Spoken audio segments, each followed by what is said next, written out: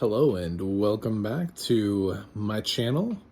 It's actually my birthday, so you have to throw this video a like, don't you? Right? As like your gift to me. I know that's shameless promotion, but you should probably just like this because this is musical and we have yet another filmed adaptation of a stage show, and even though I had no idea this existed, I was glad I saw it. So I am John Stark, Mac the Movie Guy, and I am going to talk about Trevor the Musical. So, a little bit of backstory. I am a blind film critic, so unfortunately I didn't get to see the staging of this. I'm sure it was fabulous, though. I'm sure it was amazing. Everything about it. I love musicals and music theater, so I'm sure this was pulled off in the grandest of splendor. Usually these things are not one performance. They end up getting kind of cobbled together out of multiple performances. I believe Hamilton was taken out of 3 different performances where they filmed and put together, and edited together. So, these people need a little bit more editing praise than they actually get for these things. I don't know how many Trevor was, but I just assume it was more than one performance, just in case something isn't right and they can tweak it by stealing it from another performance and throwing it in there. But so this musical is actually based on a short film from 1994, which sort of started the movement forward for what ended up being the Trevor Project, which ended up also creating this Trevor musical. It was actually originally a short film based on a stage show that was going around, that was trying to, let kids know it was okay. So Trevor is actually fictional. I know a lot of people think that Trevor from the Trevor Project was a real person, and maybe like this is the true story based on his life, that in 1981, but that's not true. And also, Trevor doesn't die. So if you're thinking about putting your kids through this experience on Disney Plus, while he does attempt suicide in the context of the musical, he does not actually die. He lives and finds that life can be better. So it's inspirational. It's supposed to tell the LGBT youth of America that they're worth something. So it's a nice story, oddly centered heavily around Diana Ross. Cool. So there's a lot of Diana Ross music in there, which was fine. It was fun. I was thinking about how at the same time we just had a musical about her and her music, but that's now we're centered around a show where there's somebody actually playing Diana Ross. So anyway, we it's a cool show. I really like the 10 years song that we see at the top, sort of not at the top of the show, but near the beginning of the show, and then it comes back around at the end. I thought that was like the strongest use of a callback, of a reprise in the show. I liked how, Trevor originally does that with Pinky and asks him to think about where he's going to be in 10 years. And then when Trevor's at his lowest, the Candy Striper does the same thing with him and asks him, where do you see yourself in 10 years? And it's a nice song too. It just worked out really nice. A lot of the songs, there's a lot of songs in here. They do a lot of singing and not a lot of heavy acting dialogue. It's, I think, more music heavy than dialogue heavy. But that's okay. I liked it, most of it. I don't know that there wasn't like, it's funny because that 10-year song was the one that stood out to me the most. The rest of the songs all kind of sound like they're versions of themselves.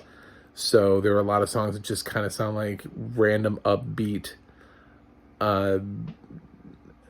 youth musical songs. Not that there's anything wrong with that. I mean, everything from High School Musical to 13 sort of has these songs, and they're all sort of upbeat. And it's not really until you sit down and listen to the soundtrack over and over and over that you really start to distinguish like which one's your favorite. But right now, after just only having heard the soundtrack once while listening to this movie, 10 years is the song that stood out to me. So, I thought the kid that played Trevor did a really good job.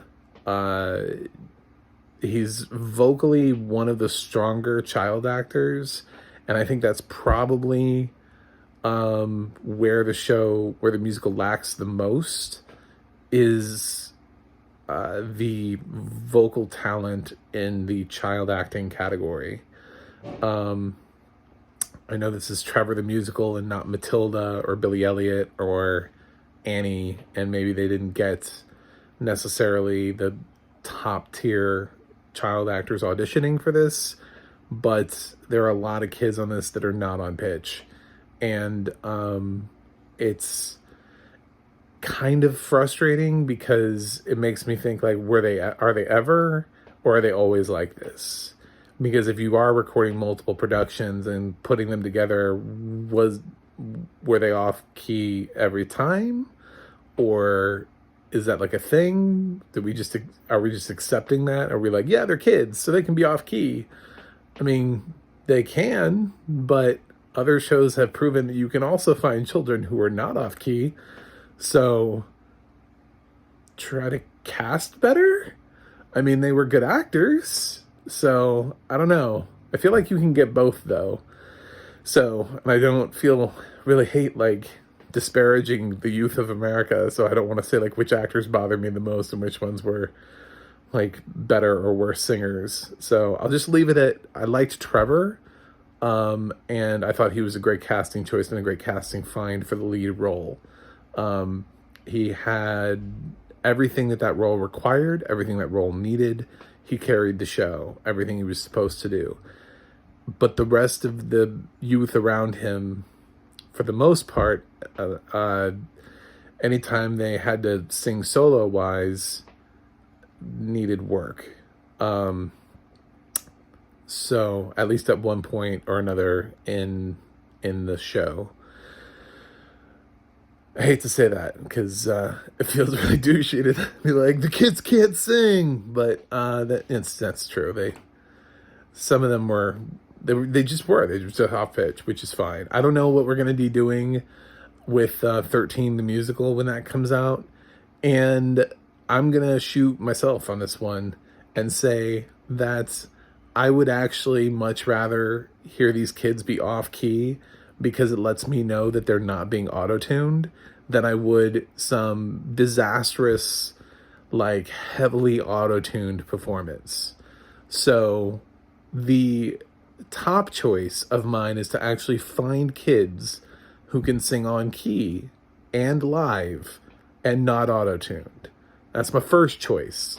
My second choice is find kids who can sing at least as well as these kids can live and don't auto-tune them and just let them sing their natural voices. And the lowest choice is finding kids who can act but can't sing, so you auto-tune the shit out of their voice. So I'm glad we didn't go with door number 3 because door number 3 sounds terrible every single time. I'm tired of hearing auto-tune soundtracks. It's pissing me off. I literally cannot watch Disney's live-action Beauty and the Beast anymore because Emma Watson sounds terrible.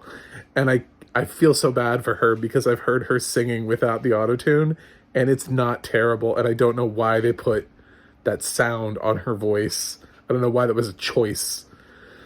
Anyway, it should not be used stylistically. It was meant to be used as pitch correction. And now we just use it for everything because it sounds cool, because T-Pain, like we put it on people whether they can sing or not, very frustrating. But it's a good show. Runs about 2 hours if you're interested in it. if you have a kid that you think should be watching this, then watch this. If you're like, this doesn't feel like it's right for my family and I hate Disney Plus, and be like, listen, dude, not everything on every streaming service is right for everybody. You know, there are plenty of things on every streaming service that I have that I'm like, I'm never going to watch that. But I'm not going to like go run to the streaming service and be like, damn you for putting out this content. So just leave it alone and go pound sand. But Trevor the Musical is fine. It's fun. And if nothing, it'll teach people to be nicer and more tolerant of others. Audio description, I was very frustrated because I can recognize the shit out of that voice, but I cannot, for the life of me, figure out who that narrator is. And I'm trying to put the feelers out to figure out who that narrator is. I know I've heard that voice 100 times, and it's bugging the crap out of me. But thanks to Disney, they only put the company at the end and not the narrator, so I don't know who the narrator is, let alone I don't know who the rest of the team is, but I didn't even bother putting the narrator at the end this time. Very frustrating. So, anyway, it's good audio description, especially for a musical. This one is able to use... It's tough to do stage musicals because something is always happening. There's very little time that they're ever just standing on stage. But I felt like they made good use of the little bit of time that's in there. I know so many people were complaining about Hamilton in the blind community. They were like, oh, I was so disappointed with Hamilton. I'm like, where were they supposed to put in audio description in Hamilton? You know what I'm saying? Like, where? That song is like nonstop. It's nonstop singing. There really is not an opportunity to put in audio description. Like, you just throw it in every couple of seconds and that's it. But, you know, you get a few words of audio description that entire 3-hour musical. This one has a few more moments where you can throw in some audio description. So it's a little bit better. It's just really hard to do that for stage musicals because they're always singing or they're always talking. There isn't just a lot of time where people just stand on stage. So sometimes there's like a dance number and it's not singing, so the narration can come in and say what's happening in the dance. But that's few and far between. So I recommend this. Even with what I said about the kids, like I said, I still prefer kids because then I know that it's them. That's their voice. It's not a robot. They didn't just run that through a computer. So I appreciate the realness of it more than I do a fake on pitch sound. So I'm going to give Trevor the Musical, which is another solid thing coming out from Disney Plus. I've been giving most of their stuff actually really good. I think like the Ice Age thing was the worst thing I've seen on Disney Plus this year, but pretty much everything else has been great. I'm gonna give Trevor the Musical an A-. Yeah, I liked it. Gave me Better Nate Than Never vibes. So let me know what you think about Trevor the Musical, and put that in the comments. Like and subscribe because it's my birthday. And you have to because it's my birthday. And and I stopped on my birthday to review something for you. You know what I'm saying? Like, I did this for you on my birthday. I'm dedicated. MacTheMovieGuy.com is my website. The audio description project will let you know what has audio description and where it is, and the adna.org will let you know who describes what. It is user updated, so it takes a while. So no, it's Trevor the Musical wasn't there yet. It's literally been on Disney Plus for like 3 days, 4 days, something like that. So I may be the first to uncover the secret, but yeah, that's it. I don't know when the next musical is that's coming out. I know we're working on some musicals. I know 13 is happening at Netflix. I know They must be working on some others, but I don't know when they'll come out. So that's it for me today. Thanks for wishing me a happy birthday, for those of you that did. And I'm out.